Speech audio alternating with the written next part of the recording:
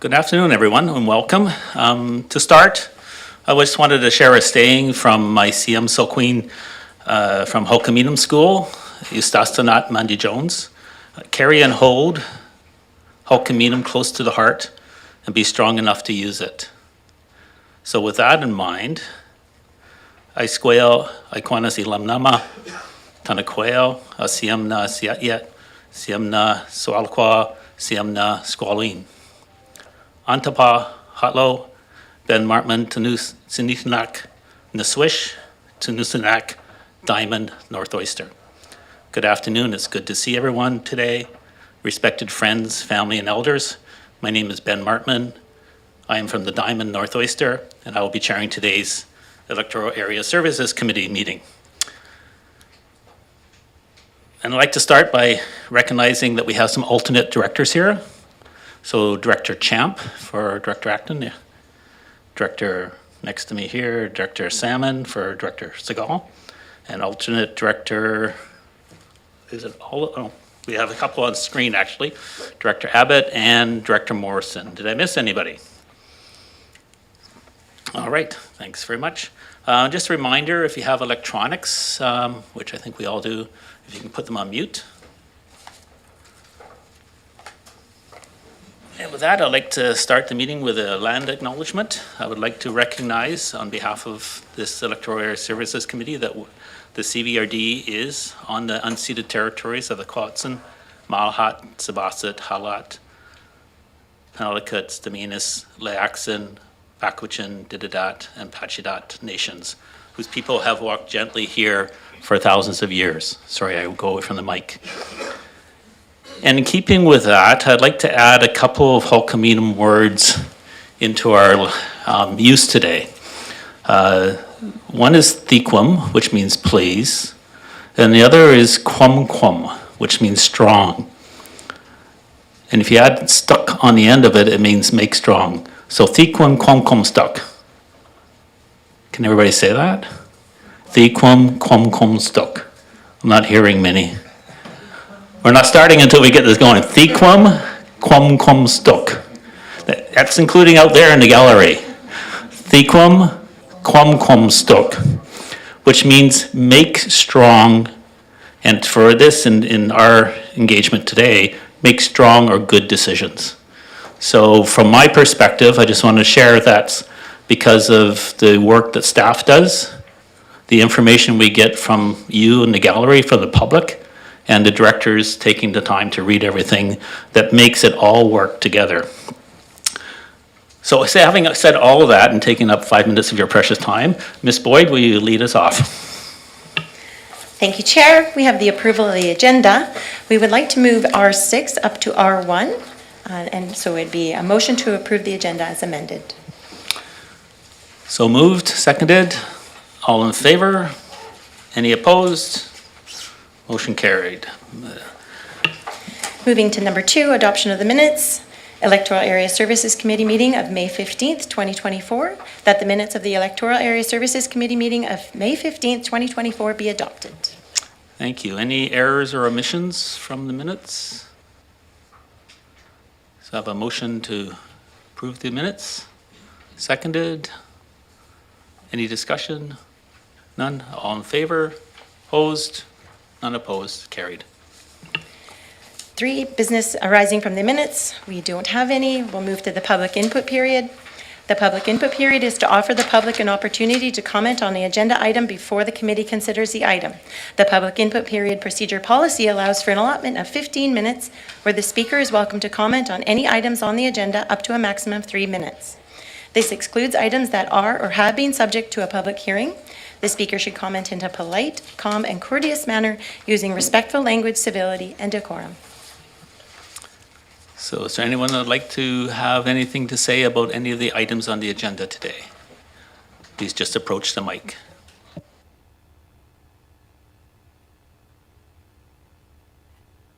If you're on the agenda, you don't need to come up and speak now, unless.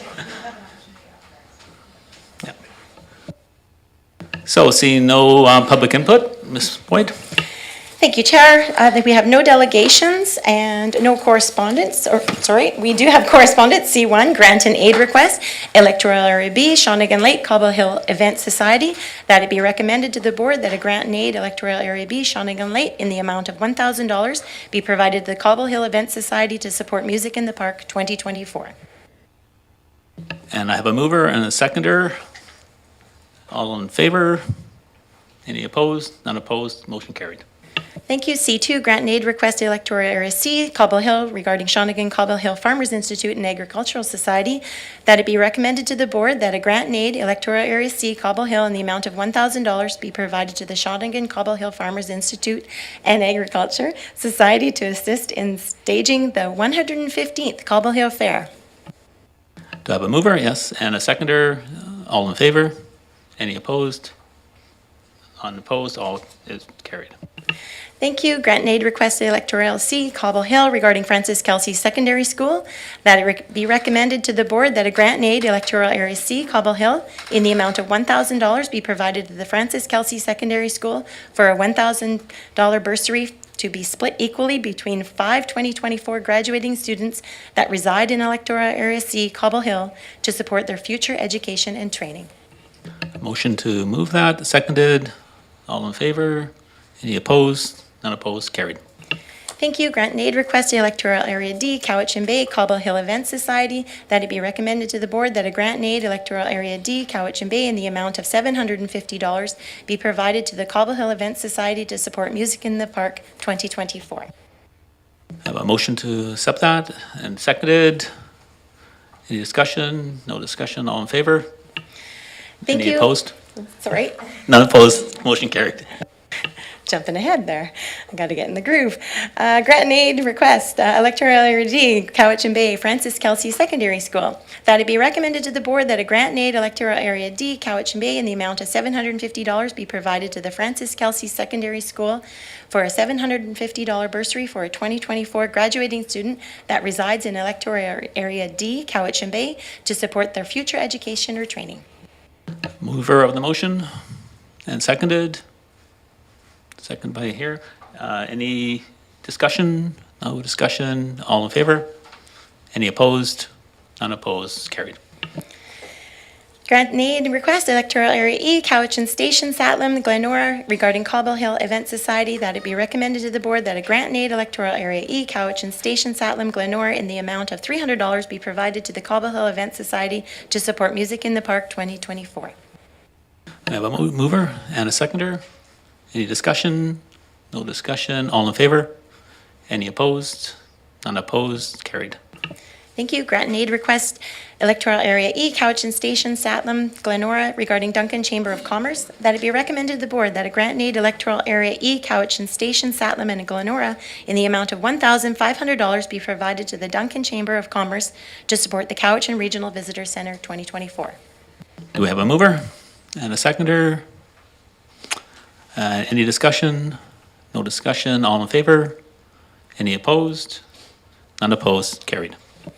Thank you. And C8, grant and aid request, Electoral Area I, Yubo Mead Creek, and regarding the Quetzin Cultural Connection Society Social Planning Cowichan, that it be recommended to the board that a grant and aid, Electoral Area I, Yubo Mead Creek, in the amount of $1,000 be provided to the Quetzin Cultural Connection Society Social Planning Cowichan to provide funds for the X-Bay project to restore and protect cedar trees in the Cowichan Valley. And my apologies if I said that wrong again. You're doing fine. And a mover and a seconder. Any discussion? All in favor? Any opposed? Motion carried. Great, thank you. As amended in the beginning of the agenda, R1, Paul D.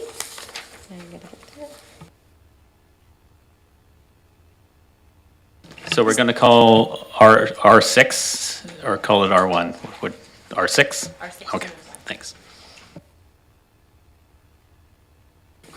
This is the report from the Development Services Division regarding zoning amendment bylaw number 4568 CD-1, Comprehensive Development 1 Zoning PALDI.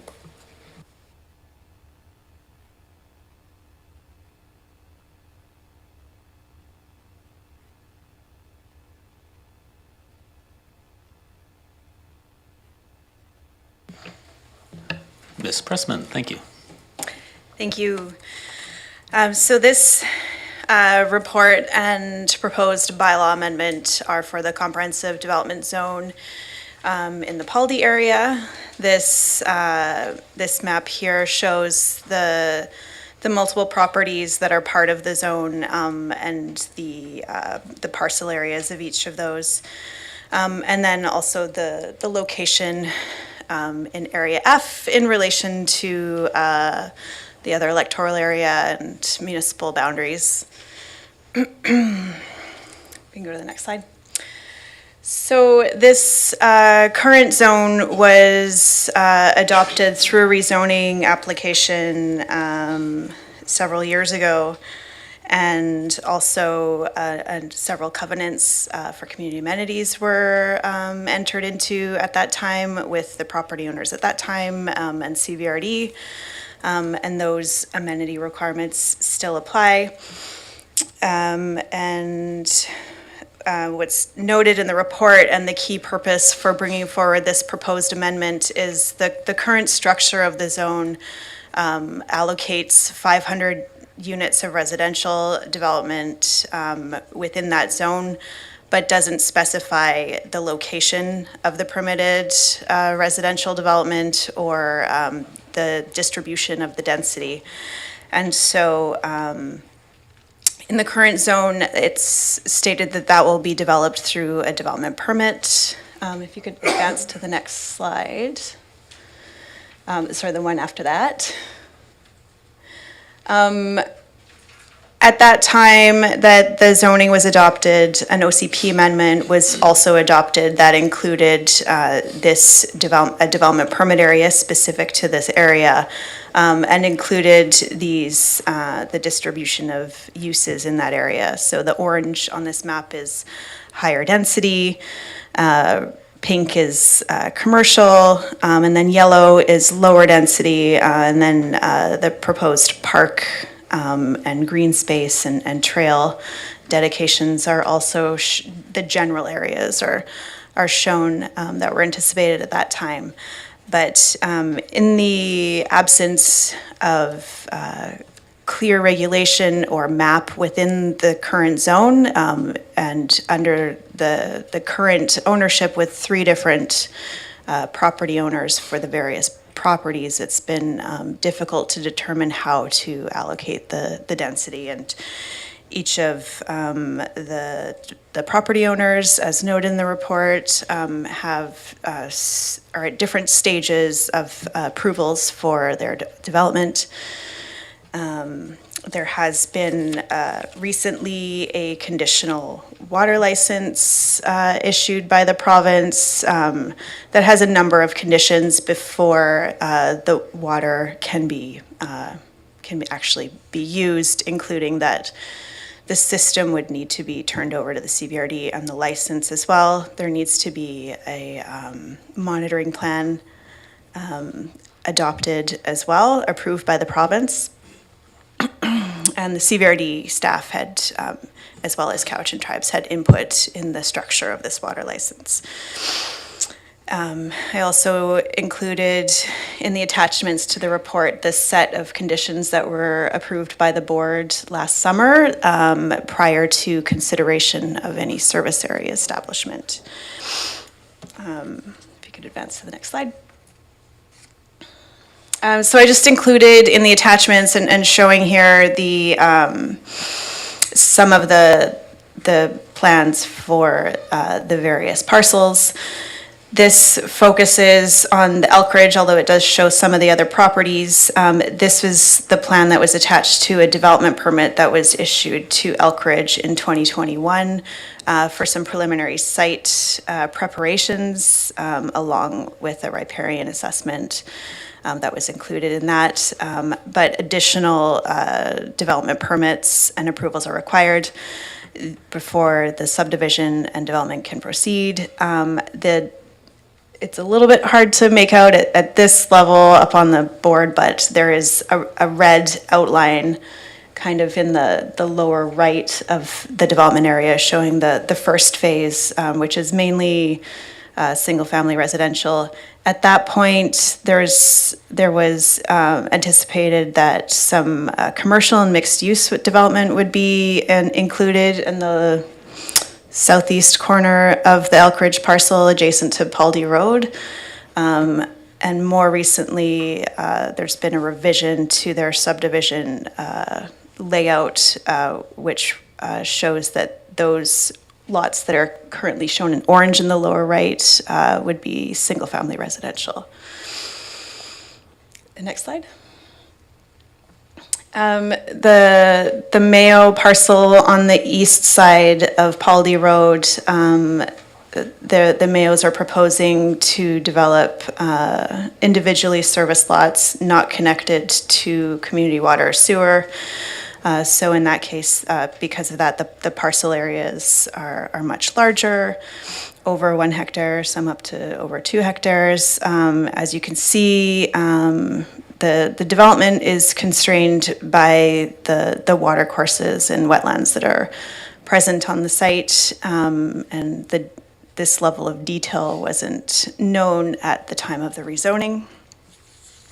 Next slide. I've included a plan in this presentation showing a portion of what we're calling the village parcels owned by Kunal Nagpal. So this includes the historic temple lands that are required to be dedicated to a nonprofit society. And also shows some single family as well as some multifamily development adjacent to Paldy Road. Next slide. I've included the water license in the report as well, and just to show you on this plan as well, the relation of the well is actually about 5 kilometers west of the development site. And would involve construction of a water main along partially on Crown land and partially on the Island Corridor Foundation right-of-way, the Cowichan Valley Trail. And also there are some related wells, and also shows proposed monitoring locations. Another component of the water license was that Elkridge entered into a water sharing agreement with Cowichan tribes, which and there's a phased component to this water license. So in the initial phase of the water license, the water use would be permitted for up to 103 units of development for the Paldy lands, as well as 103 units of development on the orange parcel, the Cowichan Forest Service owned parcel. So that parcel is still currently zoned F1, and so would need to go through development approvals in order to allow for the residential development, as well as all of the service area establishment requirements that have already been noted. There are a number of covenants, as mentioned, requiring park dedication, so as well as other community amenities. And so those are also current. Some of those components are duplicated in the zoning currently. In the proposed zoning amendment, we've recommended removing those from the zoning as they're covered in through the covenants. We've also recommended that staff report back on the implementation of the covenants.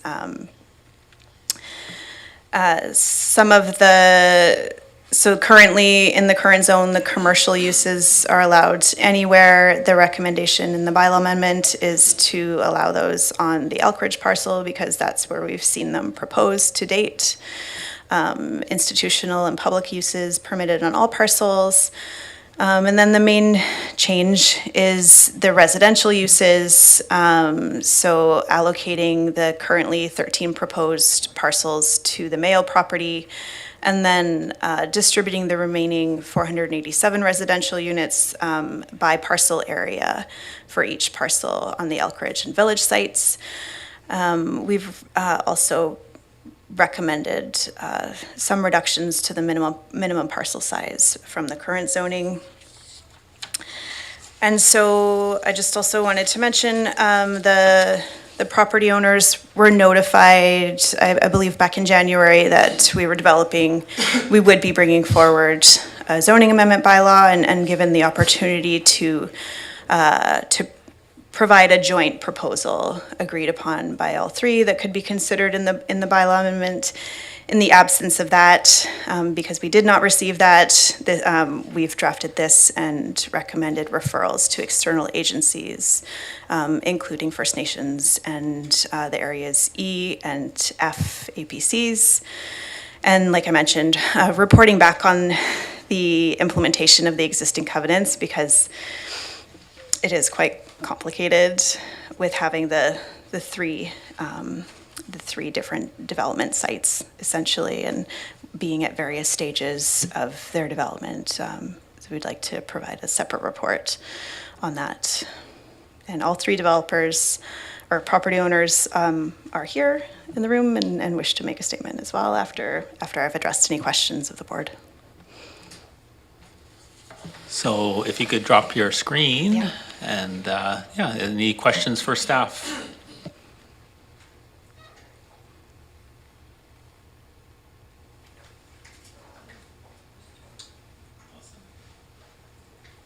Director Nicholson. Thank you. So I'd just like to clarify, it's, this rezoning proposal doesn't follow the original plan. So is something else envisaged that is sort of related to what the developers want? Like I'm trying to understand the community input on this. So I don't know what happened back in 2006 or 8 or whenever this happened, but I'd like to understand sort of the implications of moving off the original plan to something different.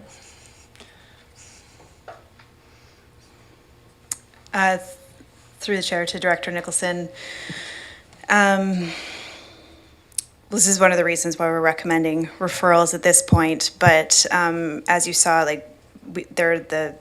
each have separate proposals and submissions for subdivision because there's no longer any commercial being proposed on the Mayo site, and there is commercial uses being proposed on the Elkridge site. And it's because it's adjacent to Pauldy Road as well. We're recommending the commercial uses being located on that site, but leaving it open to the developers, I guess, on where on the site it's located. It could be refined if that is the direction of the board, like having like specific areas rather than just on the parcel. It could be, the uses could be specified on a map rather than just anywhere on those parcels.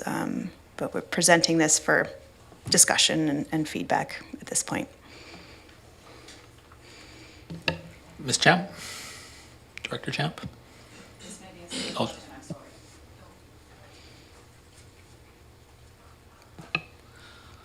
No disrespect, but I'm wondering why, if this is located within one area where it's proposed that there's a joint meeting between two directors, two APCs. Through the chair to alternate Director Champ. One of the reasons is that there was input from both areas previously, area APCs, and I believe that this local area plan and used to be actually in the area E, in the previous area E OCP. It's a little complicated, the history on that. And also just due to the proximity of area E as well, and that any things like traffic circulation are going to have an impact in area E, potentially even, and some of the monitoring requirements for the water license are also located in area E, as well as that another component is that the fire department, the Salem Fire Department is in area E as well. Director Wilson and then Clinton. Thank you, Chair. Water. And I noticed in the report there that it says on, let's see, conditional water license, 492,000 cubic meters per year, 2,700 meters per day, serving up to 1,000 dwellings.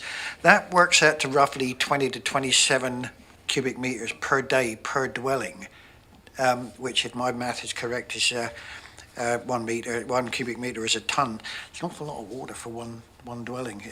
Where did that number come from?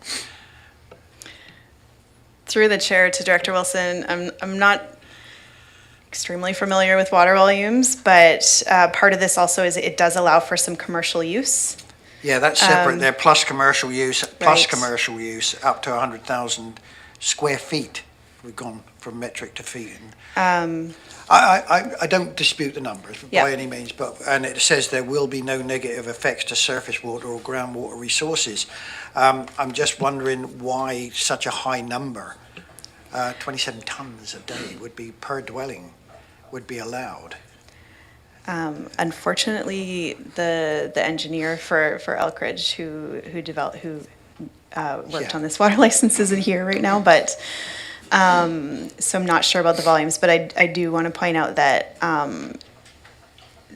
that the way the license is structured doesn't outright allow that total amount. It's dependent on monitoring after the first phase. And whether there are no negative impacts to aquifers and the Cowichan River levels. Yeah. And I think the answer, I'm sorry, Mr. Chair, if I could follow up here, the reason I'm asking for this is that we're on a community water, and our allowance is 40 cubic meters per month, I think it is, something like that, which is far less than what we're looking at here. So basically, if we can find an answer as to where this number come from, that would be great. I'll need to report back on that. That's great. Thank you very much. Yep. Director McClinton and then Director Morrison. Thank you, Chair. First of all, great presentation, pulling together, I think a very complicated project. But what a wonderful project, I think, that could potentially serve, hundreds of families in our area. So from what I'm seeing so far, two numbers pop in my head, 30 and 15. I was just listening to the CBC, so take it for what it's worth. Is each the 30% the cost of a project is development permits. This process right here, 15. I think this has been on the books for 15 years. I've been doing my research. I find that astounding, but also relatively new. So kind of getting up to speed. I've done as much homework on this as I can.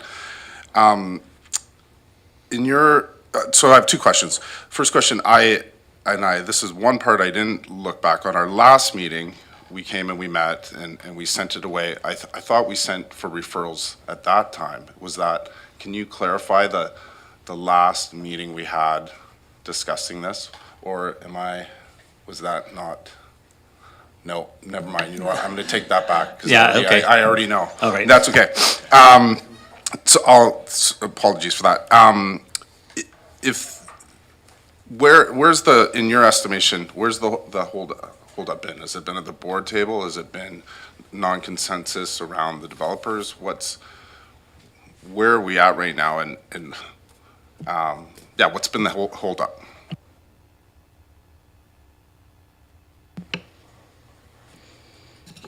Through the chair to Director McClinton, the part of this is that the water license took several years, and the onus has been on the developers to design and develop it and meet all of the infrastructure planning requirements, because it's not yet a CVRD system, and so they need to develop the plans.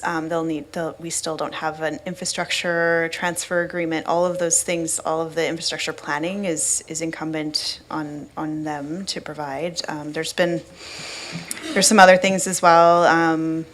For instance, the the riparian approvals, and because of the change in provincial legislation in 2019 with riparian has a lot stricter requirements and restrictions on development and development layout. So that's a component there. I don't know, some of the other reasons may be more appropriate for the developers to answer. But I did see also that the engineer for Elkridge, Ian Chadwick, is on the call on WebEx and noted that the volume in the license was determined by the provincial licensing authority and also to include future needs for Cowichan tribes as part of their agreements. Thank you. And Director Morrison.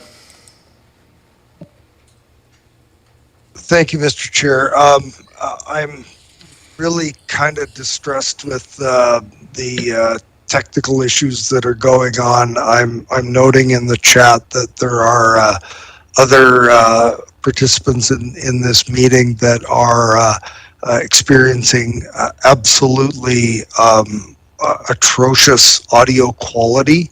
I'm hearing every second or third word, except for Ms. Pressman. The lectern microphone is working perfectly, but I can barely hear the directors and their questions, and I've seen Mr. Chadwick has tried to pipe up. I noted others.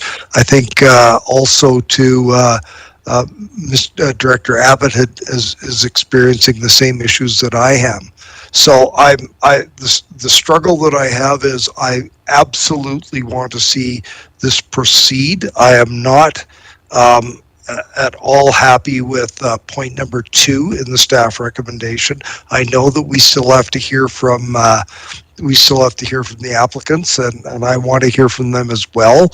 Unfortunately, the audio quality is so poor that I'm hearing only every second or third word that are coming from my colleagues. So I don't know what to suggest, if there's a fix that could be implemented at the board or in the boardroom to improve this.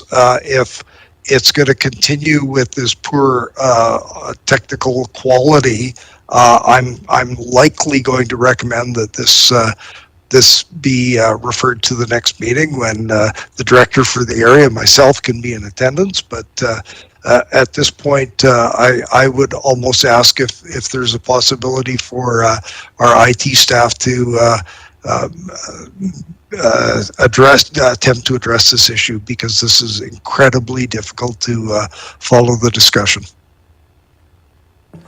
Thank you, Director Morrison, and I'm turned to Ms. Mohan for maybe some advice on how we can do that, because it's, as he mentions, it puts it at a disadvantage discussing this. Yes, thank you, Mr. Chair, and I apologize for the technical difficulties that are making the deliberation on this item challenging. It is a challenging situation for us as well with respect to the equipment. So the last that I heard, and maybe those of us that are virtual can recap, some microphones are working better than others, and so I'm wondering if we can get an indication of which microphones, if any, around the table are working. And one of the immediate solutions we could do is just move seats so that those who are here in attendance are sitting in front of a microphone that is working well. So I don't know if those at home can. So I'd say let's recess for 5 minutes while we do an IT up check. And That sounds see if like we a can great better. idea, yeah. Okay, Thank you. Thank you.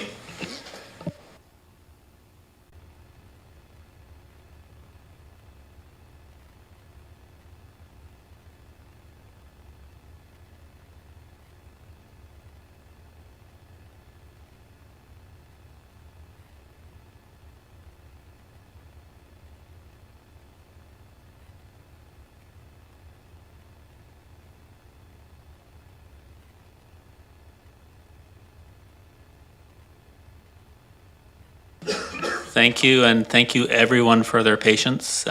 Technology is wonderful when it works. So with that, I think what we're going to do is resolve is we have two mics that work very well here. One is at the podium and one is where I'm sitting. And I do believe Miss Boyd's mic is now working. We have a system set up that if our directors that are in remote are having problems, they will just raise a point of order and we will address it as that comes up. So with that, Miss Boyd, where were we left off? Thank you, Chair. I hope everyone can hear me now. We were resuming with Ms. Pressman. Thank you.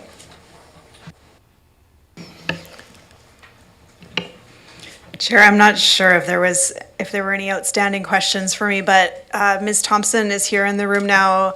If there are any further questions about the water license and the volumes, and she can answer that previous question better than I could. I don't see anybody asking for further information at this point, so unless Director Wilson? I'll take Yeah, Doctor. I'll put Doctor there. Mary had a little lamb. Can you hear me? Ian, can you hear me? Ian. You have Yes. to go, you actually have to go up to the mic for this question, Mike?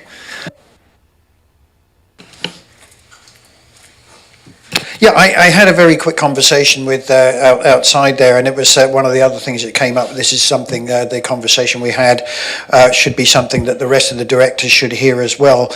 And my question was answered that this number has come down from the province, 2,700 cubic meters per 1,000 dwellings or 1,000 things. It's still a lot of things. There is no provision here for any kind of metering or conservation. So if I say to somebody, you've got X amount of gallons per day, they're probably going to use that amount. So I'm a little bit concerned about that, but I think the developers are looking at that as well, as far as I can make out. And I think if Ms. Thompson is here, there was a mention of the CVRD taking over this system, and would it be monitored with meters?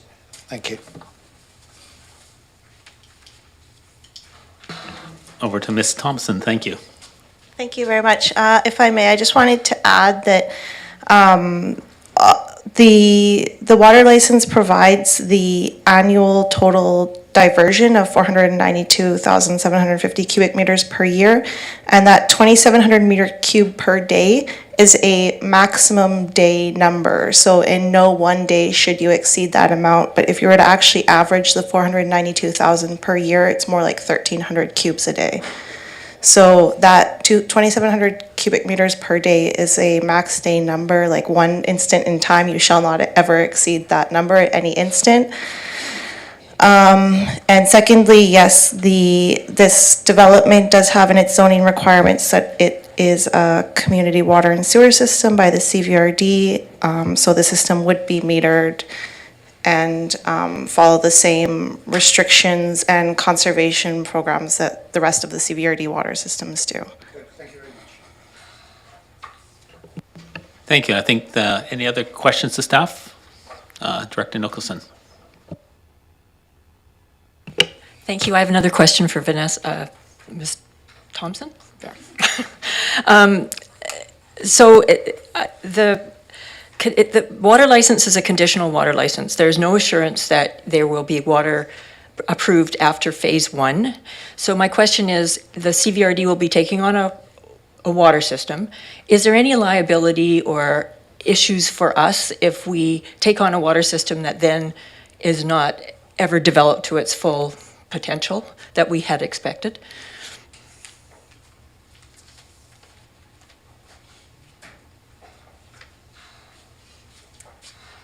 Through the chair to Director Nicholson. So yeah, the water license requires a monitoring, as you mentioned. You know, that we still, with the developer, have to work through agreements about when we're taking over the infrastructure and how that monitoring is going to work and the cost for the monitoring. Obviously, the cost for the water system and everything that's included in that, which would include the monitoring, comes from those system customers. Potentially there would be some way to recover some other costs through the initial development as well for that. But that's to be agreed upon still. If the water license wasn't able to achieve the next phase of development and there wasn't enough water to do that, that would simply mean that unless there was another source of water from somewhere or an ability to connect to something else, that water system would be limited to any growth or expansion, and potentially, if the water were to reduce over time, that could mean things like further restrictions or emergency measures, which we have seen in other existing water systems. Thank you. Director Morrison? Thank you, Mr. Chair. And I'll turn my camera on. So I'd really like to just get some facts on the table in regards to the water issue here. And I don't know if we have Mr. Moore or Mr. Lawrence in attendance. I hope so. I have been informed by staff previously that the source water for this development is from one of the largest, most productive aquifers on southern Vancouver Island. That there are property owners that have basically artesian wells, water springing up out of the ground in the Scotts Falls area in the height of drought, and that this aquifer being the source for this development is in extremely strong position and condition, and that the inter-aquifer transfer of waters from the source aquifer to the Satellum area is a net benefit to the Satellum area as a result of if this application and development moves forward, that it'll be a net benefit to the Satellum area and its aquifers. So do we have staff that are in a position to address the question of the breadth and depth of the source aquifer for this development, and the implications of inter-aquifer transfer as is being proposed by the developers in this particular instance? Over to staff. Through the chair to Director Morrison, unfortunately, I don't believe that Mr. Moore or Mr. Lawrence are here or on the call, but could report back to committee on this question. And I will also just point out that their input was included in the review of the water license, and the CVRD's input was incorporated in the monitoring objectives that are attached to the water license, and the monitoring plan will also be referred to us before it's approved. So just as a follow-up, I think that we should hear from the applicants when questions for staff are completed, and it's given me further pause to consider what we might consider after we've heard from the applicants and pose questions to them as well. Thank you, Mr. Chair. Thank you, Director Morrison. Anybody else questions for staff?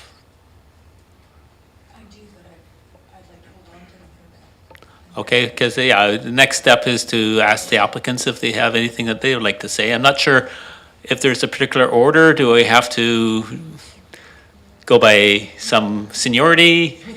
Elder first? Sorry to put you on the spot.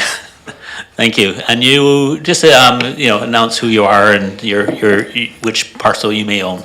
Request members, my name is Kunal Nakpal. I'm one of the developers in this overall subdivision, and I hope the other two developers, since we had a meeting before coming here today, I hope But you guys do agree with what I'm about to say because we've already discussed it. So I guess I'm hoping to voice commonly for all of us. Just one sec, is the volume high there? Is it something, maybe you are too close to the mic. That's just my voice. I'm sorry. So stand okay, and we'll just do an audio check with Director Morrison and Director Abbott. So just maybe just say, introduce your name again, and we'll see how they hear it. My name is Kunal Nagpal. Director Abbott and Director Morrison? I think if the applicant just stands straight as he is and speaks at that mic, it's perfect. Thank you so much. Continue, thank you. Back in January, there was a meeting of sorts with CVRD regarding density, which has been a point of disagreement between the developers. This goes back to 2007, from what I understand. At that time, there was a study done by Gary Crothers prior to the zoning, where they had identified high density, medium density, low density, and so forth. It is in one of the schedules. I'm sorry, I don't have the slides with me, but you have already reviewed that slide earlier. Rather than getting into the details of why all of us, the three developers, would like a continuation rather than making a decision today on how to move forward, because we are seeing eye to eye on several aspects as new information has come about back in March. And we finally had a chance to discuss those matters. The proposal today was circulated to us about 4 or 5 days ago, less than a week ago, and we haven't had a chance to go through it with our consultants. So anything that we agree to or disagree to at this point would be not wise. Having said that, one of the reasons why we are here today is because in the past, the three developers had not seen eye to eye on a number of issues, but as of this morning, I sincerely have the hope that we are seeing eye to eye on a lot of matters. And Director Wilson, thank you for your questions. And Director Nicholson, thank you for your, and Director Morrison, because you guys have all brought up the issue of the water. This truly is one of the anomalies, this aquifer. And the amount of water that is available for a subdivision like this will far supersede the amount of allocation that we have for the density currently. We would like to, figure out a way if we could actually increase that 500 units down the road to a much bigger number, because for the last 20 or so years, the reason why we have been stuck with this subdivision and not going forward and having changed a lot of different hands was water. And we finally sourced it, and times are such in the world that economically it's feasible now to bring the water from 5 kilometers away. Without taking more time, everybody's time, all three of us developers would like a little bit more time to figure a few things out amongst ourselves. And if we get to a decision, let's call it 30 days or whenever the next meeting would be, the change that is being proposed today might be a moot point, because we would be in agreement on a lot of things. So I sincerely hope all three of us are requesting that. If that is the case, great. Otherwise, I can go into the details of why, having seen this report just 4 days ago, why we're all opposing various aspects of it. Thank you, and thanks for the three of you to sort of work together to work with the CVRD on this. And I guess I would just like to make a comment that about efficiency of decisions, because at this point it sounds like there's more work to be done. But if there are any questions for the applicant, I think I don't want to put the applicant in the position of answering for all three on an individual question, but certainly that's up to the directors if they feel that they need to ask a question right now. But other than that, I'll turn to the director of the area to let us know what he would like to do. Thank you, Mr. Chair. I concur with your most recent remarks, and I thank the applicant for standing up at the microphone and sharing that. I have been here for 17 years, as long as this has been zoned, and I'm looking at the complexity of this, the amazing work that staff has put into trying to make sense of something that is a huge challenge. And my inclination at this moment is to refer this to staff to return within the next 30 days with a updated recommendation. And that, given the 4 to 5 days that the applicants have had, the sense of agreement that they seem to be coming to, I would make that motion that this be referred back to staff for further discussion with the applicants for and to be report back to EASC within 30 days. And I would move that. Is there a seconder? I have a seconder. Any discussion on this? Director Nicholson.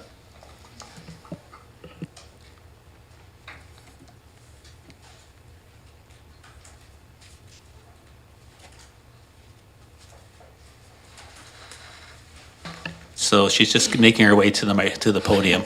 With my computer, because I had made notes on my computer. I don't disagree with what the motion that's on the floor, but what I would like to see happen here is that there is a formal phased development agreement. Okay, just a moment there. I think this is a Mr. motion Chair, to it's a refer. referral motion. Yes. This is just a referral motion? Yes. So the propriety of referral is on the table, which is Okay, basically, so- are they okay with the dates? All right, I can leave it for 30 days. Any more to discuss on the motion of referral? So Ms. Boyd, if you just want to read that back, please. Thank you, Chair. I hope I captured it here. I do have the secondary motion that it be recommended back to the board that the preliminary staff report bylaw number 4568, Electoral F, Cowichan Lake, South Scotts Falls zoning amendment bylaw, comprehensive development 1 zone 2024 be referred back to staff and return back in the next 30 days with updated information to receive more information from the applicants on the agreements they are referring to. My apologies.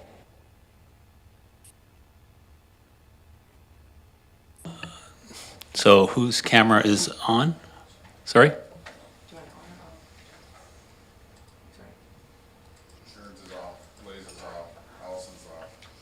Right, for voting, we would need to have people log in.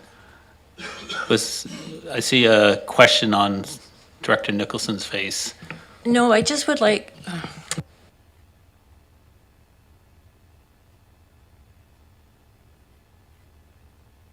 I don't disagree with the referral motion. I would just like staff to be working towards facilitating a formal phased development agreement for this area.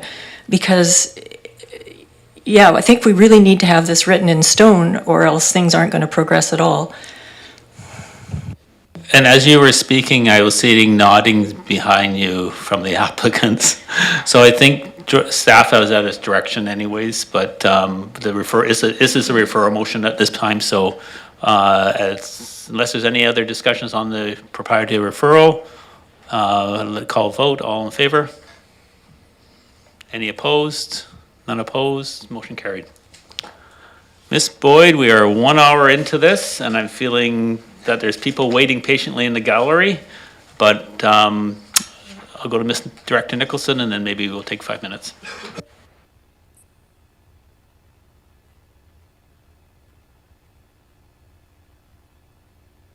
So on the subject of Paldy, I would like to move that we do a local area plan for the Paldy area. It seems to me that the things are, I represent Area E, and Satlam is mainly in Area E, and they're sort of wedged between North Cowichan and Duncan, and now this proposed development of Paldy, and then Highway 18. And so it's going to affect the area significantly.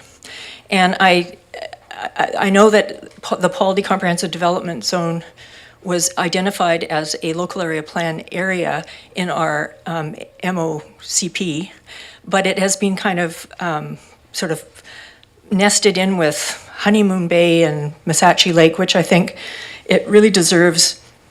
We really need a comprehensive local area plan for the whole area because Satlam is going to be significantly affected by this. We now have Cowichan tribes who have interests and plans in the area that appear to be at least doubling what is proposed at Paldi. So there's lots of changes that are potentially going to happen. We do not have a regional growth strategy, which I think this is the perfect example of why we need a regional growth strategy because there's no sort of guidance around this. So at the very least, I think we need to do a local area plan properly for this area. And I would make that motion. Is there a seconder for that motion? Oh, sorry. Before we go, before that goes, I'll go to Director Morrison, then we'll go to whether there's a seconder. Actually, if we're speaking on it, we need a seconder. So you have a seconder, Director Deck, to the motion? Yes. Okay, we do have a seconder. Director Morrison. There's already a local area plan in the works. It's a moot resolution. Staff are working on a local area plan for Baldy. It's in the work plan. It's already in process. Sorry, maybe I didn't make myself clear enough. From my perspective, this is as much a reconciliation thing as a local area planning exercise. And the idea of Paldi as a local area plan, just the small line drawn around Paldi, I don't think is going to be enough to deal with the planning issues for the whole area. And so I would respectfully ask that we do a local area plan, rethink what we're trying to do, and work with Cowichan tribes on this issue because it's a huge undertaking that will be, it's really going to impact the whole community, the larger region as a whole. And I suspect it plays into development that's happening at the lake. As it really is about a region, it's really a regional issue as much as anything. So I'd like to just weigh in on this one because it's awkward as a chair when motions come on the floor to really sense the magnitude of the decision of the motion. And I'm wondering at this point if the motion, how it actually works out from a staff perspective, because I think that I'd like to hear from them about it's already in works, as Director Morrison says, for his area. Is there something that we should be doing or that is being recommended from this motion through to Land Services? Could weigh in on it. Thank you. I just don't know what I don't know sometimes, which is often. Thank you, Mr. Chair. So yes, there is a local area plan in the works. I think the concern is that this area is distinct and unique from other lands which are also subject to that proposed local area plan. What I can suggest is that staff, when we come back to the committee, report on the local area plan process, and then perhaps there can be a consideration as to whether or not that process will be sufficient for this particular site. So is that meeting the intent of the motion? So if the idea is that staff is going to report back on this, we'll have some clarity around it, we can have further discussion on the importance and value. But thank you to Ms. Cheroff. So hearing that, any other further discussion on this item? Seeing none, anybody? Oh, Director Morrison, I think you're there. Well, no, thank you, Mr. Chair. I think Ms. Cheroff has just explained precisely where the staff are working towards, and that any additional motion is superfluous at this time. So passing or not passing it doesn't really matter, does it? So we'll go through the motions of calling the question. All those in favor? Anybody opposed? We have 1, 2, 3, 4. I'm not sure where Director Abbott is. She's not. That's opposed, so we have 5 opposed, motion is defeated.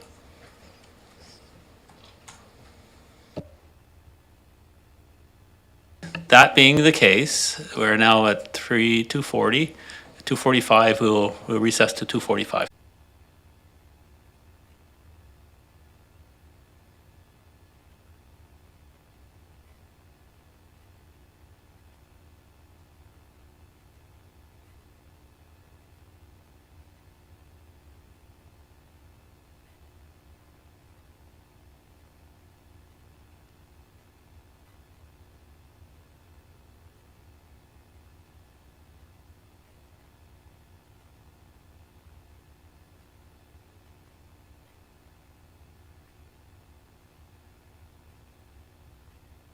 We're just waiting for the electronic things to all align in space somewhere, and then we can start. Thank you for your patience in the gallery, and to staff for hanging in there, and to my fellow directors.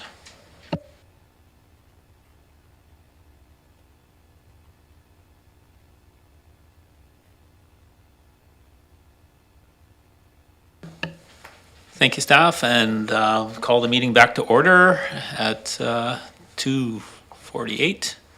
And Ms. Boyd.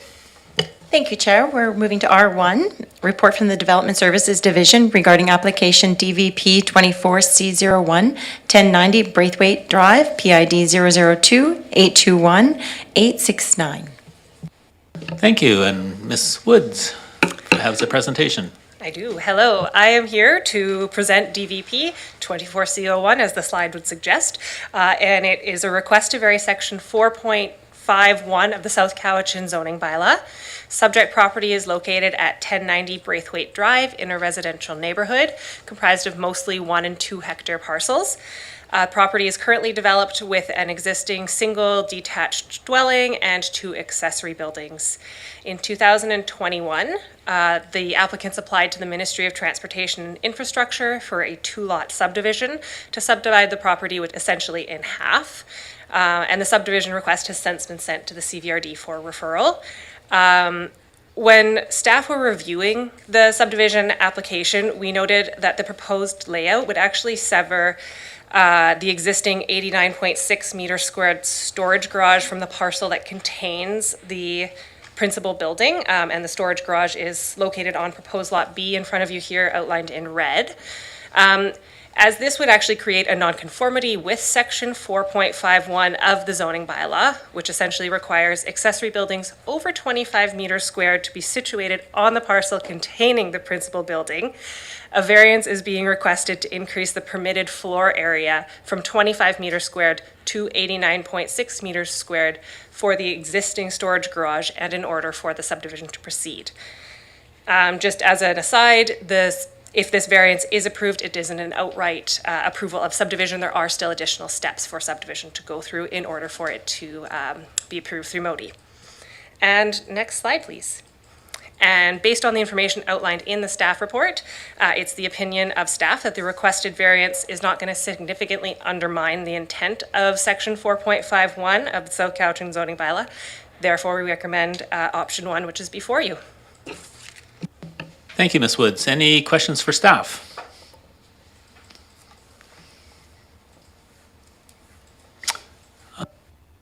Not seeing anything there. Is the applicant online? Does the applicant have anything they'd like to say or add? Yes, the applicant is here. I'm here. Is there anything you'd like to add? Thank you. Not unless there are any questions. No, I'm fine. Thank you. I'll put that out there. Any questions for the applicant? Seeing none, I'll turn to the director of the area.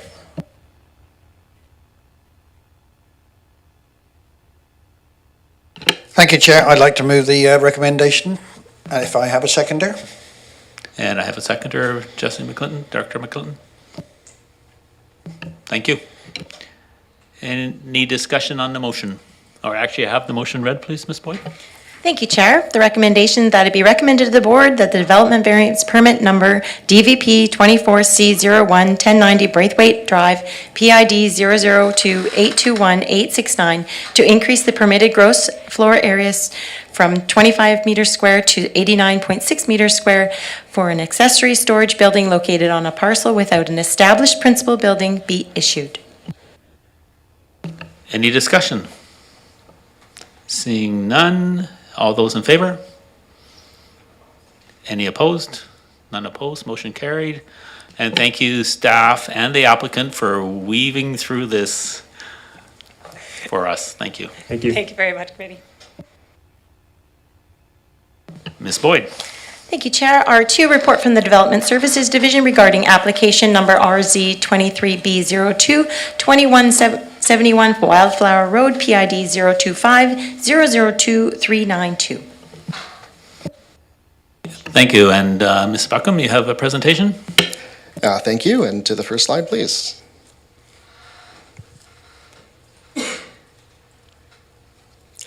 This report provides an update on the application to rezone the property located at 2171 Wildflower Road from Suburban Residential 2, R2, to Urban Residential, R3.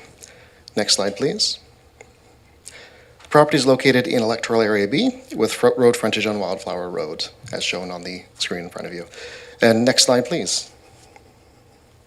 The EASC last saw this application in November and recommended the application proceed to external agencies, that the draft zoning amendment bylaw be drafted, and that public hearing not be held. Referral responses have now been received and do not impact the draft amendment bylaw. Public notice will be distributed prior to consideration of first reading, which is anticipated for June 26, 2024. The Advisory Planning Commission was supportive of the application. Next slide, please. The recommendation is that the board receive the staff report for information and to follow the previous board direction. Thank you. Thank you, Mr. Buckham. Any questions for staff? Seeing none, I'll turn to the alternate director Champ of the area. Just for information, so there's no option 1 to vote on? All right, thank you I think you said that to me. Thank you very much. And was the applicant in the room? Did I miss that? Through the chair, the applicant was in the room at the start of the meeting. I don't know if they're still in the room, but they were attending. Yeah, he's there. Does anything further he'd like to add? No, I think he's covered everything. Okay, thank you for sorry for missing you. Okay, cheers. Moving to R3, report from the Development Services Division regarding application number RZ 23B03 1791 Malta Road, PID 001-248553.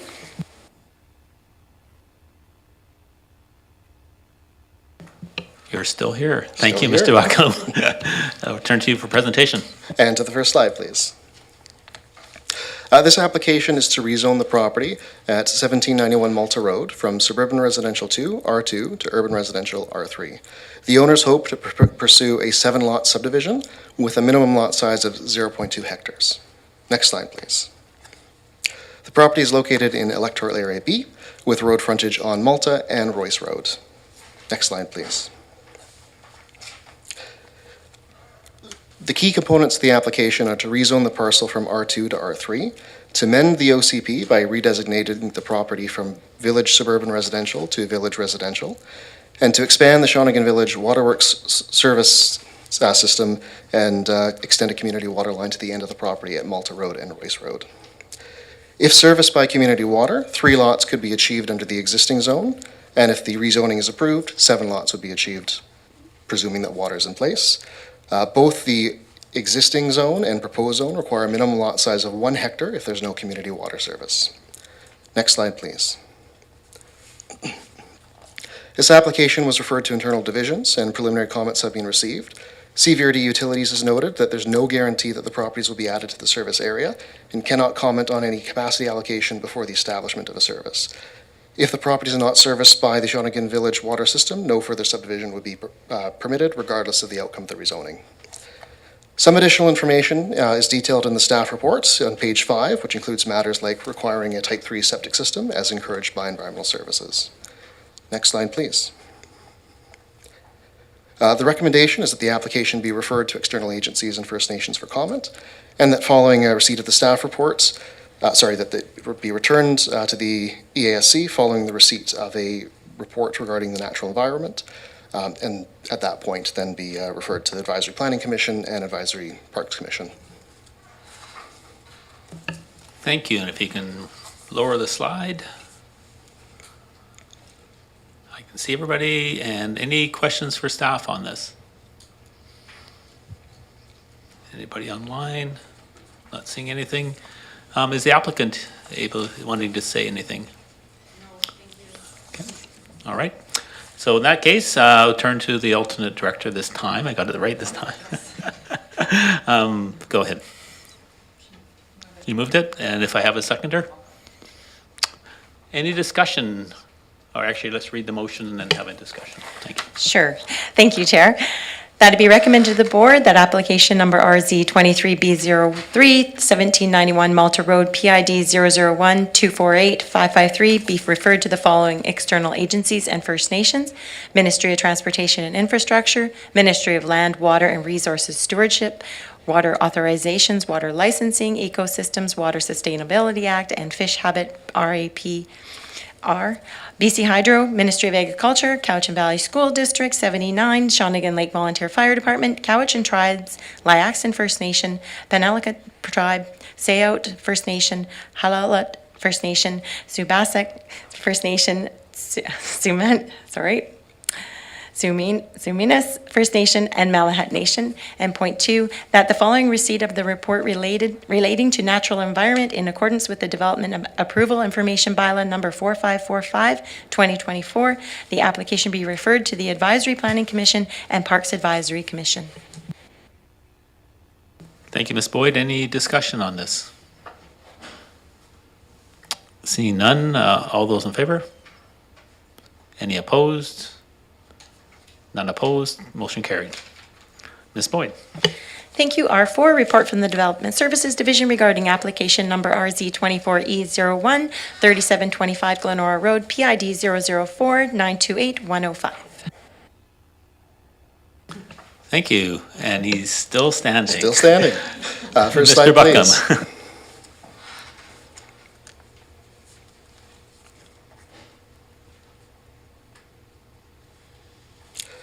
This is a zoning amendment application for the property at 3725 Glenora Road.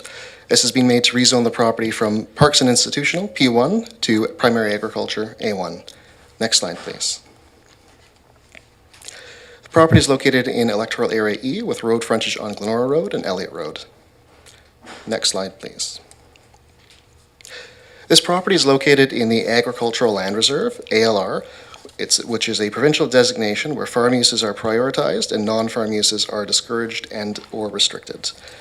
The ALC Act and ALR regulations provide protections to farm uses, but do allow local governments to further regulate some non-farm uses and residential uses. With respect to CVRD zoning, the subject property is zoned Parks and Institutional due to its historic use as the Glenora Elementary School. The P1 zone does not allow for a detached dwelling unless it is associated with an institutional use on the property, and an institutional use on the property would require an ALC approval, which is not guaranteed, and current official community plan policies would not necessarily support. Put simply, the owners are unable to build a dwelling on the property unless they obtain ALC approvals for non-farm use or rezone the property to A1.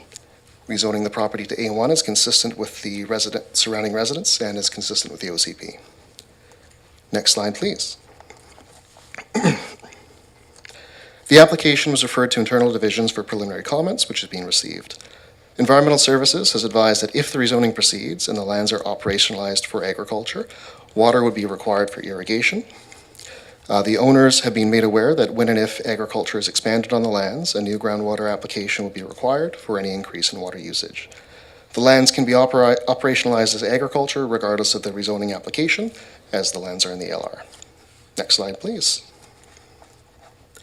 Since the rezoning to A1 would be consistent with both the OCP and surrounding neighborhood, staff have recommended advancing the application.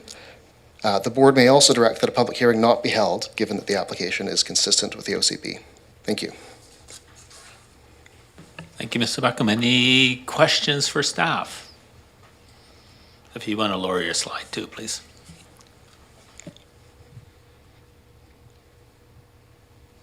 Seeing none, I'll turn to the director of the area. Is the applicant here? Thank you very much. I'd like to be, anything the applicant would like to add? I'm just here to provide any information that's required. Any questions for the applicant? I have a question for the applicant. I am wondering if you understand that right now the Coxsila water, you're in the Coxsila watershed with this property, and they're not, they're currently not providing new water licenses for agriculture until the water situation is sorted out and there's a long-term sustainability plan. I just want to make sure that you're...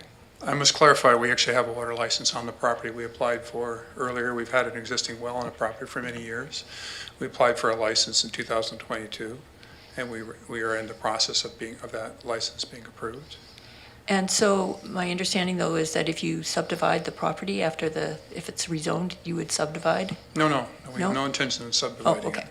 Yeah, no, the existing parcel will remain the same size. The backstory is that we own both properties. They came up for sale, and a developer was entertaining developing the old Glenora School property. We live next door to it. Mm-hmm. We didn't want that to happen, and so we bought the property. My daughter wants to live on the property next to us. We had hoped to put a house on the property for her to live in. Ultimately, it would belong to her. So we're trying to harmonize the zoning to right. make sense. Yep. Just as a backstory, we support the water conservation. We've taken steps at our own residence to reduce our water consumption by about 70%. That's great. We have orchards on the property that we water drip line only. We don't use aerial spraying anymore for that. The property in question has been a hayfield, which we've been informed as a water licensee applicant that you have to restrict your water in summertime, which we've honored the intent and the spirit of that in the property with bone dry last year. So we are aware of those issues and Great. trying to support that. Thank you. Great. Thank you. Thank you very much. And then I would turn to the director of the area. Thank you for prompting me. I'll move the recommendation. Seconder? Seconder by Director McClinton, if you want to read that recommendation. Thank you, Chair. That it be recommended to the board that application RZ 24E01 3725 Glenora Road PID 004928105 to rezone the subject property from P1 Parks to institutional to A1 primary agriculture be referred to the following external agencies and First Nations: Ministry of Transportation and Infrastructure, Ministry of Land, Water and Resource Stewardship, Water Authorizations, Ecosystems, Fish Habitat, Ministry of Agriculture, Agriculture Land Commission, BC Hydro, Electoral Area E Advisory Planning Commission, Cowichan Tribes, Liaxin First Nation, Penalakat Tribe, Halala First Nation, Subasset First Nation, and Staminas First Nation. And two, that a public hearing not be held for application number RZ 24E01 3725 Glenora Road, PID 004928105, and that notice be undertaken in accordance with the Local Government Act. Thank you, Ms. Boyd. And any discussion? Seeing none, all those in favor? Any opposed? None opposed, motion carried. And just let everybody know, the committee recommendations will go to the board next week on June 12th. Ms. Boyd. Thank you, Chair. R5, report from the Development Services Division regarding application number RZ 23G02 11170 Branksome Road, PID 000433306. Ms. Davina, thank you. Thank you, Chair. I just turned it off, not on. Okay.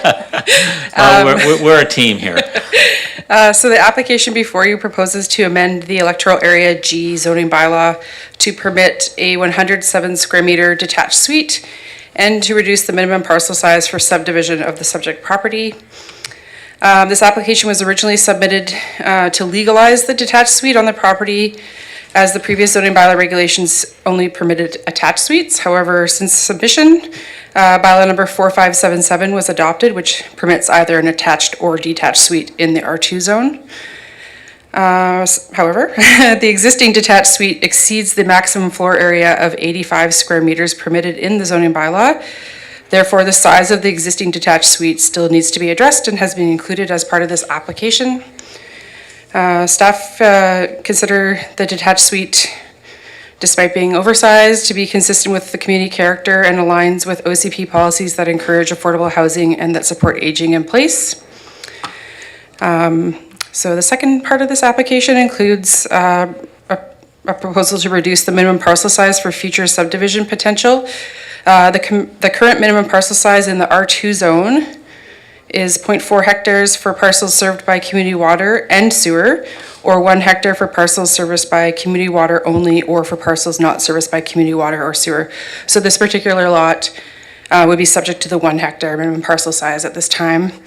The parcels currently measure 0.63 hectares. So I believe the next slide might have the site plan. I don't remember. Who's doing the slides? Oh, okay. Site plan and ortho photo, just so you can see it. So while OCP policies discourage subdivision in rural settlement areas, which Saltaire is considered in the OCP, the proposal to reduce the minimum parcel size appears to align with the surrounding context. And in staff's opinion, the property already appears to function as 2 separate properties. However, it's noted the subdivision would double the permitted density under current zoning bylaw regulations. So currently, a single detached dwelling is permitted along with either an attached or detached suite. Subdivision would basically double that, so there'd be 2 lots that could have principal dwellings and then attached or detached. So that in mind, staff are recommending option 1, which is on a slide, next slide, to proceed with referrals. That looks like they fit on there, good. And I'm here for questions. Thank you, Ms. Dabina. And any questions for staff?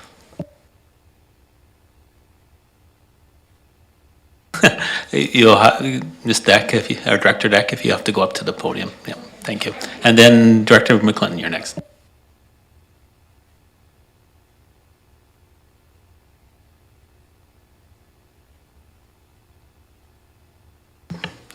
I notice, thank you, Chair. I notice in the report, the referrals to staff, the Alison Garnett from the community plan, I forget her role. Thank you, Strategic Initiatives, said that they didn't support this. So I'm just wondering why, if staff, like, how does that work? How does that work? Okay. Get off easy on that one. Ms. Jarrell, thank you. Through you, Mr. Chair. No one should be alarmed. We are going through a very strange period of we're dealing with a current OCP and a draft MOCP that don't necessarily agree always, right? So under draft incoming policy, the proposed development wouldn't be consistent, and that is essentially what staff are saying. The staff recommendation is to refer. That is where we are at this point, and get some input, but she has more answers than I do. Thank you. I think what you're saying, we're in flux, and staff are doing the best to navigate that flux. Director McClinton, if you can drop the slides by chance too, Director McClinton.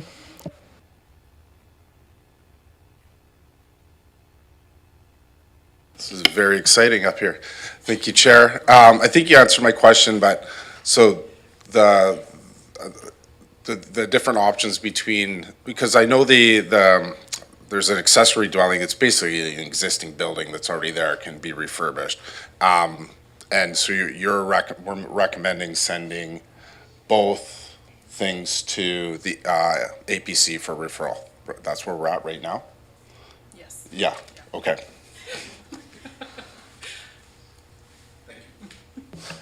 Thank you, Director McClinton. Anybody else online? I don't see anybody. The applicants in the room here, I see them. Do you have anything further to add? Just a statement, if I could. Sure, if you come up and just say who you are and go ahead. The red light means it's on. So you can pull it down if you want. Pull it down a bit? Great. Right, my name is Caroline Paisley, and I'm the owner of the property. So it's just a statement, basically, the staff report is pretty inclusive of all the information, but, so I just would like to address the potential subdivision aspect of my application. And as the staff report points out, my property currently functions as two parcels with myself living in one house, and at the upper end of the lot, my daughter and son-in-law and grandson living in the original little house on the lower part of the property.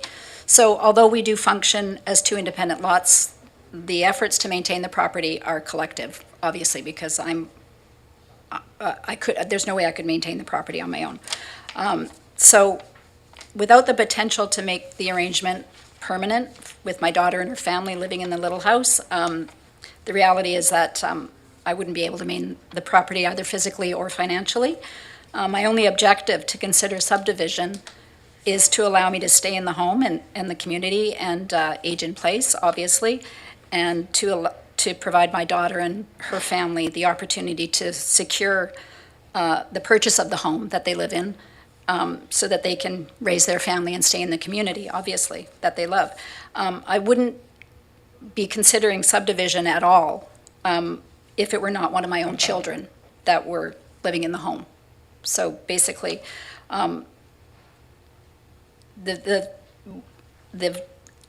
potential for the two lots to have their own secondary dwelling or detached suite, just the layout of the property and the way that we are viewing this as a family, we are not looking to develop the property. We're trying to maintain it as the two family piece that it is, right? We're the subject or the idea of further developing it is completely, for one, the way the properties are laid out and the mature gardens, the mature pine trees. There's, in our minds, that would be deviating from, the beauty of the property that we are trying desperately to hang on to. So in conclusion, basically, I feel like we have the privilege of living on this unique, beautiful piece of property, and we have no intention or desire to develop it. And the subdivision proposal really is only giving my family a chance to look forward to many years, preserving it into the future. And then that's basically all I have to say. Thank you. Thank you, and thank you for giving voice to what your plans are and what you believe about your property. Thank you. I would turn to the director of the area. I'd like to move the motion to refer, or for referrals, sorry. We will read the motion if I have a seconder. Yeah, option one. We have a seconder, Director Wilson, Ms. Boyd. Thank you, Chair. Mic is on. That it be recommended to the board that application number RZ 23G0211170 Branksome Road, PID 000-433-306 to permit a 107 meter square detached suite and reduce the minimum parcel size for subdivision on a subject property be referred to the following external agencies and First Nation: Electoral Area G, Solitaire Advisory Planning Commission, BC Transit, Nanaimo Ladysmith School District 68, Ladysmith Fire Department, Island Health, Ministry of Transportation and Infrastructure, Cowichan Tribes, Halalup First Nation, Lyaxon First Nation, Penelakut Pertford Tribe, Sinemo, thank you, First Nation, Staminas First Nation, and Subasset First Nation. Thank you, Ms. Boyd. Any discussion? Seeing none, all those in favor? Any opposed? None opposed, motion carries. This will go to next week's board meeting on June 12th. Moving to R7, reports from the Development Services Division regarding Enrico Winery, 3280 Telegraph Road, PID 003-392-643 liquor license, manufacturer, new outdoor patio. Ms. Dabina. Thank you again, Chair. So this is a LCRB application for a manufacturer new outdoor patio at Enrico Winery on Telegraph Road in Area C. The new outdoor patio would expand the outdoor service area to accommodate additional seating on an existing concrete pad that is connected to the existing deck, which is connected to the existing indoor lounge. The expansion area has been reviewed and signed off by CVRD Building Inspection. And I can just speak to permitted uses in the A1 zone, which include farm uses, as this lot's in the agricultural land reserve. Alcohol production facilities, including wineries, are considered farm uses, as are ancillary uses, which include lounge areas, provided they meet floor area provisions, indoor and outdoor. And provided this is operated in compliance with ALR regulations, staff consider the proposal to comply with local bylaws, the zoning bylaw, and have recommended opting out. And the applicant is online. Thank you very much. For first to staff, any questions for staff? If we can lower the slide too, please. Director Abbott, anybody else? Go ahead, Director Abbott.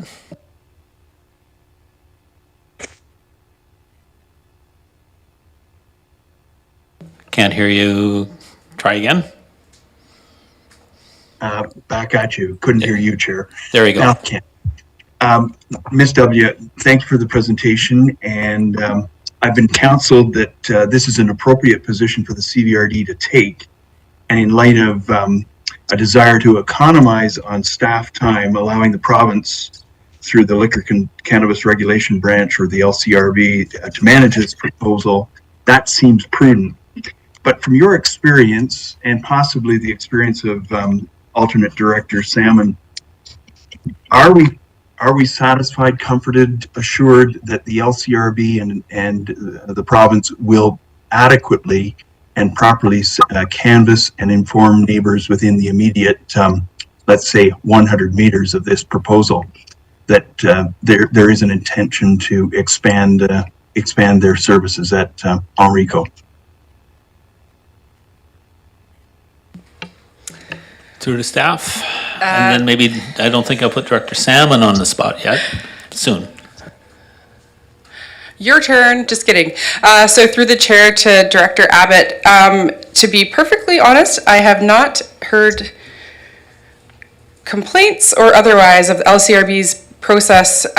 So if you'd like, we can report back, but at this time, I don't think I can really respond. My understanding is LCRB does their process and it's beyond what we do. Do you have a follow-up? That's somewhat comforting, Chair.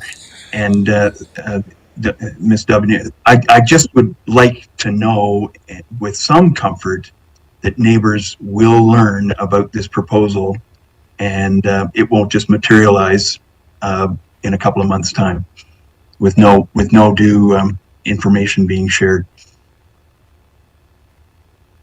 I'm not sure if she has something to answer. I can just comment briefly on this, that we had similar questions last term, and we had a presentation by the Liquor Control Board representative on what they actually do. And I think that sort of helped alleviate some of our concerns, but maybe Ms. Pressman can add something to it.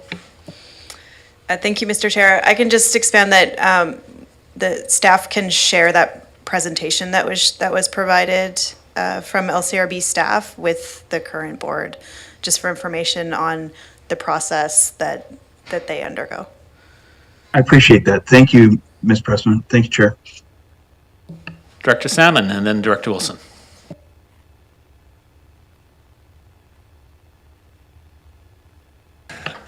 Thank you, Mr. Chair. I had no opinion on the Director Abbott's question. I just wanted to say it's Enrico's actually in Area A, and we're very happy, and we don't want to lose it to Area C. So just thought I'd throw that through. Okay, I think someone may have to recuse himself from this one. Director Wilson.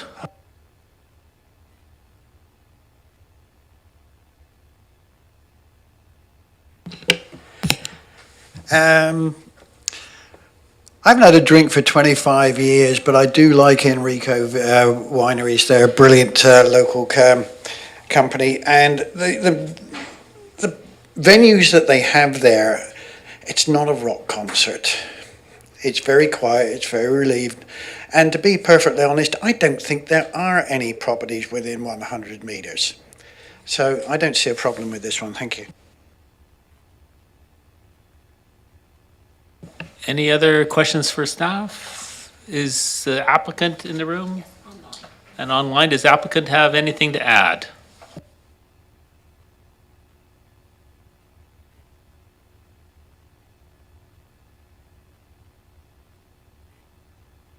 So the applicant can you hear? for... Sorry, can you There we hear me? go. Yes, we can.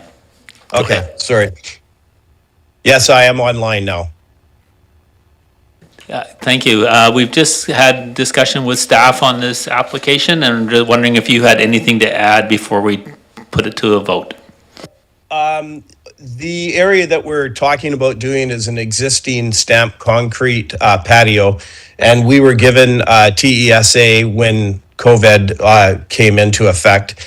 And all we're trying to do is just expand our service area down below, which we've already been granted with the TESA, and a portion of that area is just going to be, what we'd like to do is to have it permanent, that's all.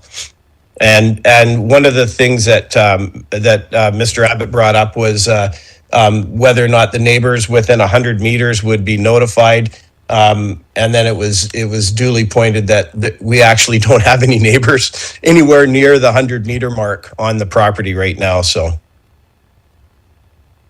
that's it. Thank you. Any questions for the applicant?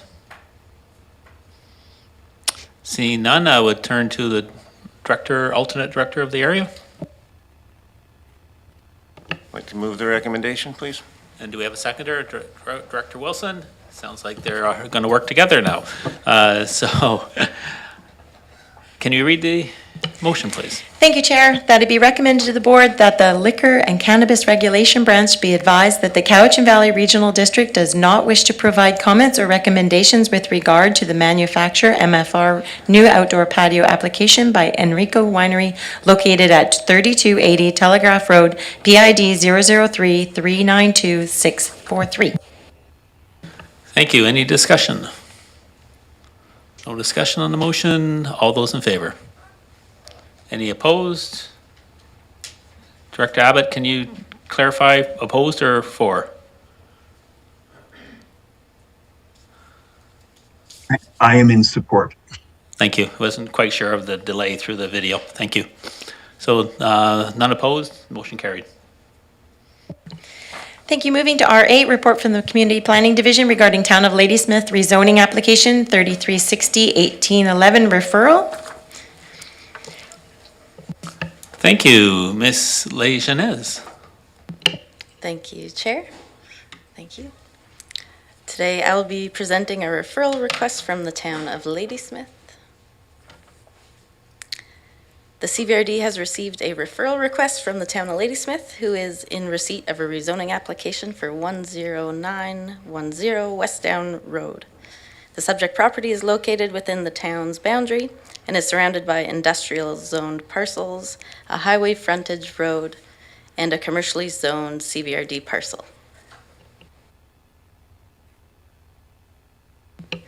The town's applicant is proposing to rezone the parcel to permit an outdoor commercial storage yard use for the storage of RVs, boats, and contractor tool cribs.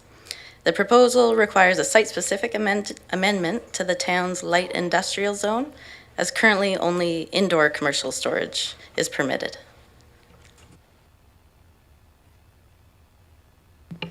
The adjacent CVRD parcel is Zone C3, Service Commercial, within Electoral Area G zoning bylaw, which permits mini storage, outdoor storage, automobile retail sales, and other similar uses. The CVRD parcel is currently being used as mini storage and outdoor storage of vehicles, boats, and RVs. The town's applicant is proposing a similar use. Staff recommends that the board advise the Town of Ladysmith that the CVRD's interests are unaffected by the rezoning application received for 10910 West Down Road. Thank you very much. Any questions for staff? I have a question for staff. How does this little parcel of Area G, what's the history behind that? Because it seems like it just sticks across the highway. Nobody knows? You can't, you have to go up to the mic. Do you know the history behind it? I believe so. through the Okay, chair. go I'm ahead. not solid on it. Don't know the exact year, but I did get a lesson in this. Years ago, I think the town boundary grew, and this piece of parcel wasn't annexed with the town. But I don't remember the exact year. Maybe Director McClinton does.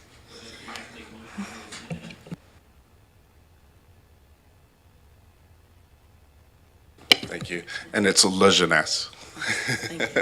Yeah, there was a boundary expansion, little contentious in Saltaire, so that's why I was kind of shaking my head. But yeah, I think there was the property owner, it had to do with taxes, I think, in the end, so, yeah. Thank you, Director McClellan. And is the applicant available? It's not our applicant. The applicant is for the Is a town? Town of Is Ladysmith, town- They're yeah. not, they're just never available, are they? Yeah, no. Unless the chair is present, you may want to say something, Chair of the Board? He's not here? Okay. So that being said, the Director of the area want to make a motion? I'll move option 1. Hopefully everybody heard option 1 was moved and seconded by Director Morrison. And if we can have that read out, please. Thank you. That it be recommended to the board that the town of Ladysmith be advised that the Cowichan Valley Regional District interests are unaffected by rezoning application 3360-1811-10910 West Down Road. Thank you. Any discussion on the motion? Seeing none, all those in favor? Any opposed? None opposed, motion carried. Ms. Boyd. Thank you. R9, report from the Utilities Division. Mill Springs Sewer System Extension Agreement Amendment. And we have Ms. Thompson. Thank you.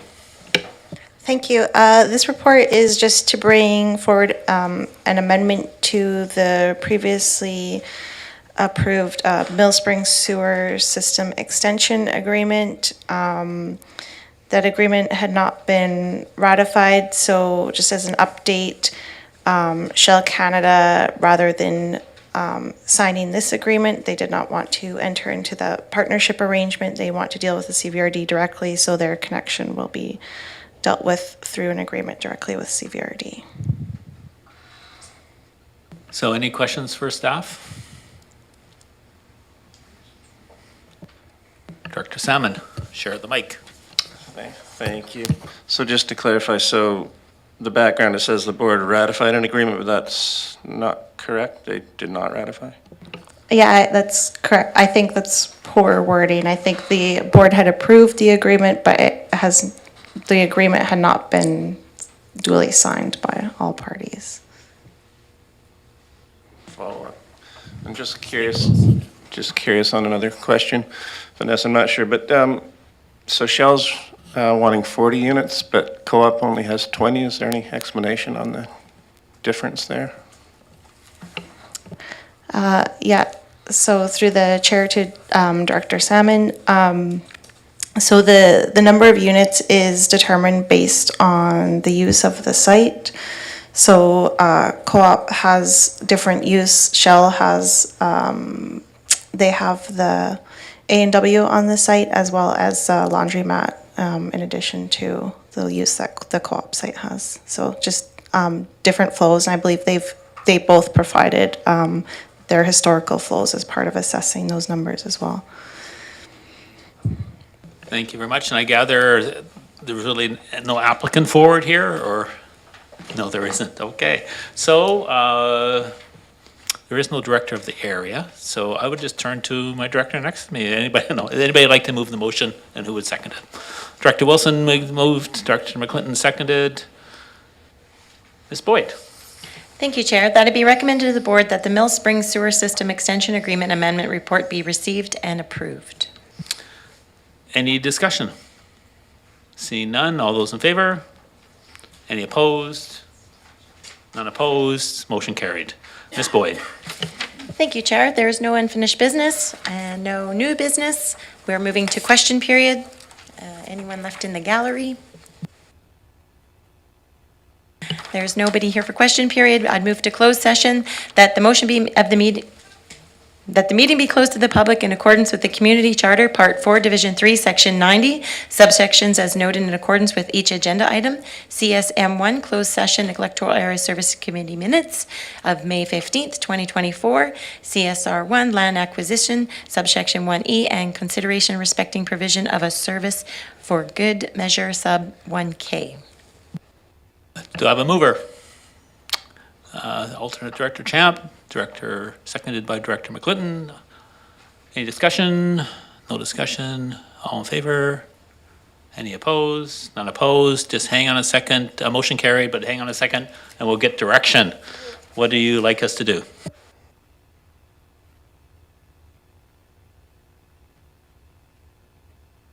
There is another link to move into closed if the directors only could move in there and necessary staff. Thank you. And we'll reconvene there at